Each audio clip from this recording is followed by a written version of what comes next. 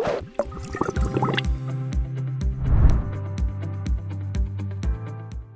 everyone, and welcome to this crash course. So in this crash course, you're going to be learning the basics of HTML or hypertext markup language. So I'm not going to teach you all of the really cool features. I'll talk about what you want to do if you want to learn those features at the end of this video. But for now, we're going to be talking about some of the basics, text, formatting, and other things. So I don't really want to drag you on and introduce myself or anything. We're just going to jump right into it. First thing I recommend that you use before we get started is some sort of text editor. I would recommend Sublime Text. That's the one I'm using right now. You can use whatever text editor you prefer if you don't like Sublime Text, but all of the shortcuts may be different from editor to editor. So I recommend you download this one. You can just go to the website. It's linked in the description if you need it. All right, let's get started. So first of all, for those of you that don't know what HTML is already, it's pretty much a language that allows browsers, so for example, Google Chrome, Firefox, Opera, all those browsers to build websites based on some sort of language. So what it does is it reads your HTML code and it looks at what is in there. So what kind of tags, we'll talk about those in a second, and it just builds a website based on what's in your file. And that's pretty much what is responsible for most of the structure on your page. So all of the actual raw elements that's what it's responsible for. And I will warn you now, none of these websites that we're going to be making are going to look very good. In order to do that, you're going to need some other languages. So you're going to need a styling language, which is CSS, and you're going to need a functional language, which is JavaScript. And we're not covering those in this video because it takes too long of a time and the video is stretched on for hours. So if you want those, I do have separate crash courses coming on those soon. If they're not already uploaded, you can go ahead and look at those if you're looking to learn those along with this crash course. Okay, so now that we know what HTML is, let's actually get started. So the first thing I want to do is create my HTML file. In Sublime Text, if you hit Control or Command N, it's going to create a new file for you. But from here, you can't actually do anything yet. You have to actually save the file and make sure that it's in the HTML format. So I'm going to use Control or Command S. For me, it's Control because I'm using Windows. And here, you're going to make sure that the Save As type is under All Files. Then you're going to name it whatever you want. So I'm just going to go back to my projects folder right here. I'm going to go to Crash Courses. And right here, I'm going to save my file. So I am going to call this website. And usually you would actually call it index. That's kind of the main name if you want to call your main file or your main website. So it would be called index.html.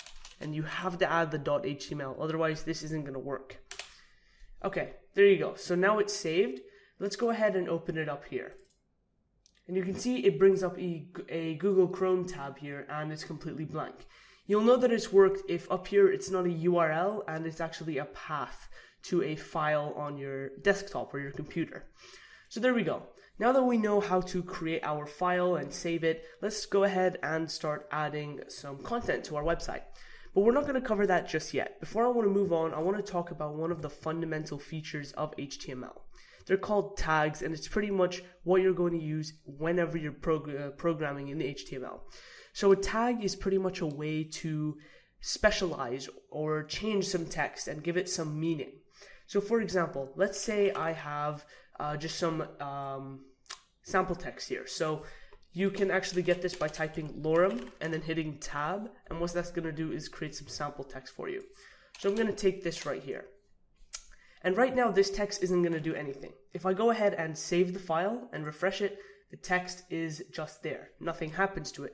The browser looks at the file and reads it in and compiles it and puts it onto the browser. But to actually specialize it, for example, make it bold, make it bigger, maybe even put it in a table, you're going to have to use something called tags. So this is how a general tag looks, and don't get freaked out yet. We're going to cover all of this in this video. So usually, I'm actually just going to erase this so that you can see the general rule, just like that. So this is what your standard tag is going to look like, and I'm actually just going to space it out so you can see it a little bit better. And white space does not matter in HTML, by the way, so you don't have to be specific about where you put your text. So you have angular brackets, just like that, and inside there's going to be a specific tag name, which is going to identify what type of tag it is.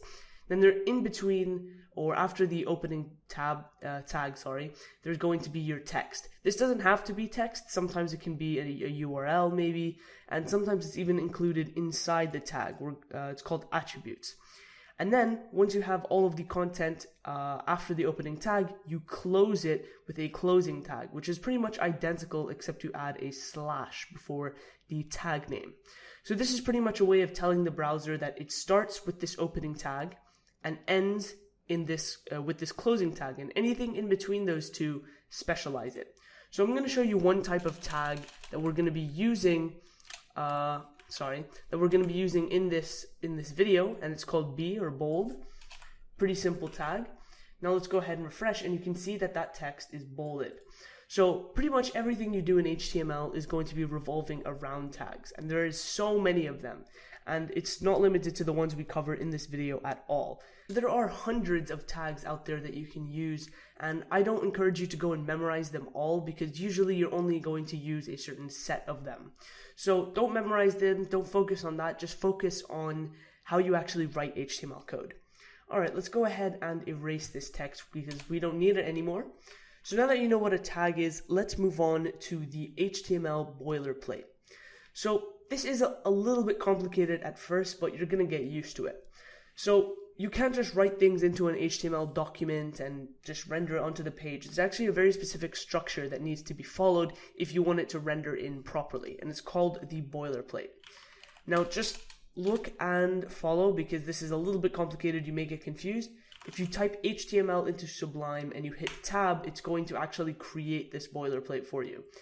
So although it looks really complicated right now, when you actually look closely into it, it's just a bunch of different tags. So you can see that we have an HTML tag, that's what it's called, but then inside of that we have a header tag or head, and a title and a body.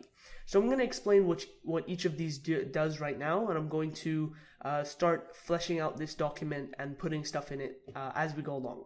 So the HTML tag, or actually let's start with this right here. It's called the identifier. Well, it's not called that, but that's what it is. It tells the browser that, okay, this is an HTML document. Okay, so what this does is just tells the browser that this is an HTML document, so read it as HTML. Then we have the HTML tag, and inside of here goes everything about your document, not just your content and your text. This includes links, references to other documents, for example.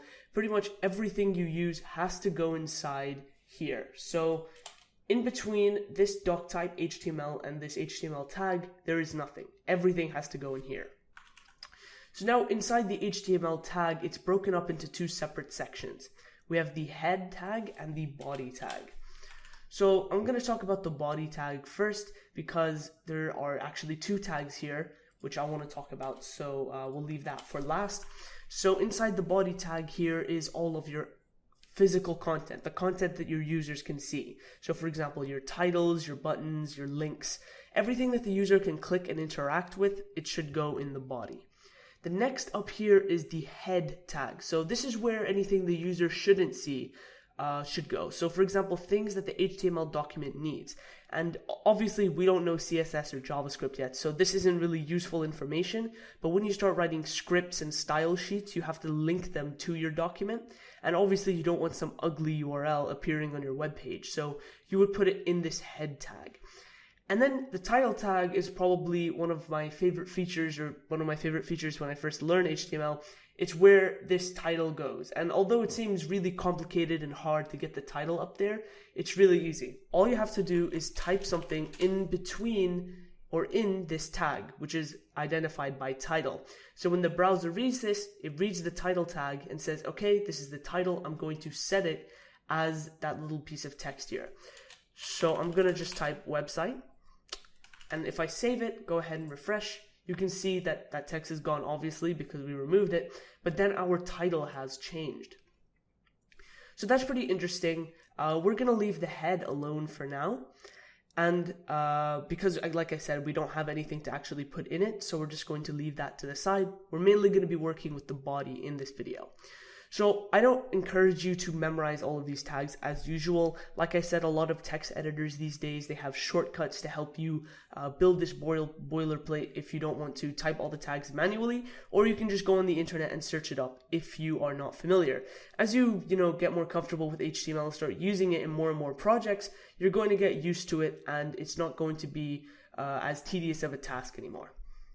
Alright, so that's it for the boilerplate. Now let's move on to the first part of the actual HTML, which is text. So there are two different parts which are what I'm going to be covering in this crash course, and that's creating text and creating formatting or formatting text. I'm not going to be covering any of the more difficult features such as tables or forms. Like I said, I'll tell you where you can get those at the end of this video. But for now, let's talk about text. So there are two types of main text that you can use in HTML. One of them is called paragraph text and is created with a P tag. And by the way, if you want to create tags really easily in Sublime Text without having to create each individual angular bracket, it gets really tedious. Just type one letter or the name of the tag and hit tab and it will auto-complete it for you. So that's a really useful feature I like. So P, or the paragraph tag, is going to create that generic text, the text that you saw at the beginning of the video. I'm going to type in some generic text here, refresh it, and there you go. Pretty standard stuff. If we actually remove these brackets, nothing is going to change visually, right? No, oops, I forgot to save it. Nothing's going to change visually. The only thing that will change, and you can see there, is some of the padding or some of the spacing around the text. And like I said, that's about styling. We're not talking about styling in this video, but the reason that I did that is to show you that actually these tags do create some distinctions between just having random text fed into the browser. These tags are in the backend specifying to the browser that, okay, this is paragraph text. When you feed text into a browser like this, it can identify it under anything. So that is actually why we use tags, and it's, well, mainly to create distinctions between pieces of text here, and based on those distinctions we can style them. We can make them bigger, bolder, and we can move them around and give them special properties. Alright, so that's it for paragraph text. Quite easy. Now let's move on to something a little bit more complicated. It's called header text. Okay?